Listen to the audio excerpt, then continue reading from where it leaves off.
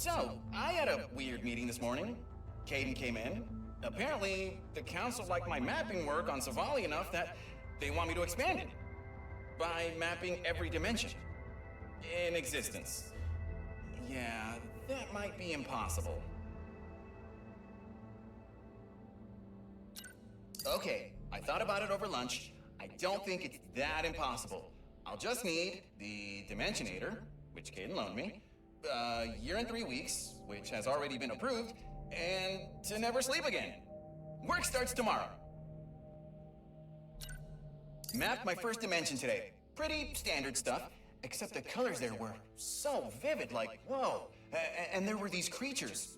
One of them even looked like a Lombax, but he had smaller ears, a mask, and a cane, and I think he was pulling some kind of heist? Whatever it was, it looked cool. Second dimension down, not as colorful as the first one, but the creatures were definitely stranger. Their bodies were made out of all these old relics, but they could break apart and still be alive. It was so wild. And now I wish I had asked Caden for more time. I just want to learn the stories of all these dimensions.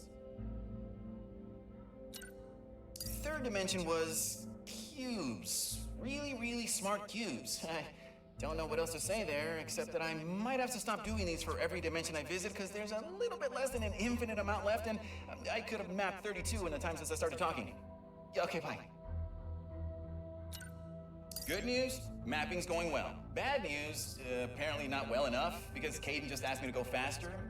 Wouldn't say why, but he sounded stressed, so I let it go. Faster. Yeah, okay, like it's that easy.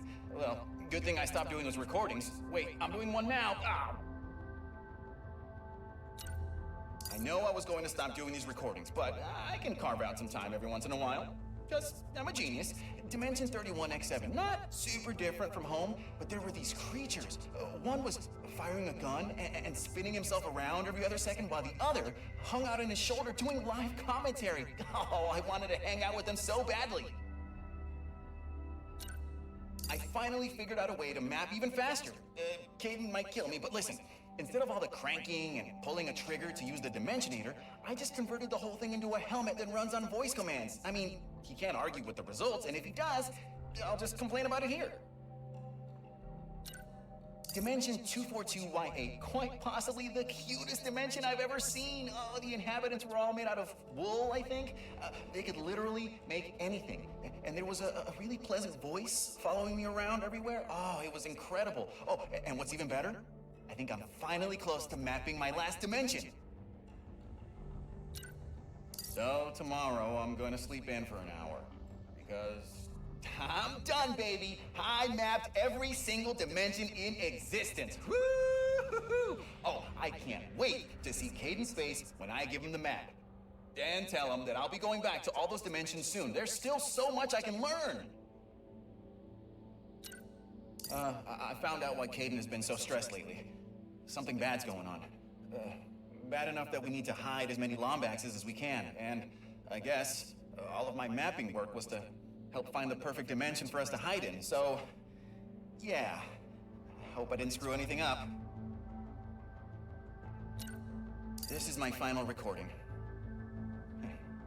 If you're listening to this, that means you didn't make it to the new dimension with us, and I'm so sorry. We're trying hard to get everyone now, but our race is scattered across so many dimensions, This is not farewell.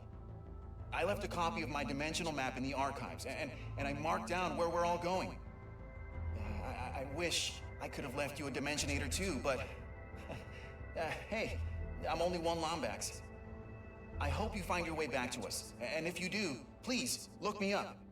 The name's Mags, and I'd love to hear your story.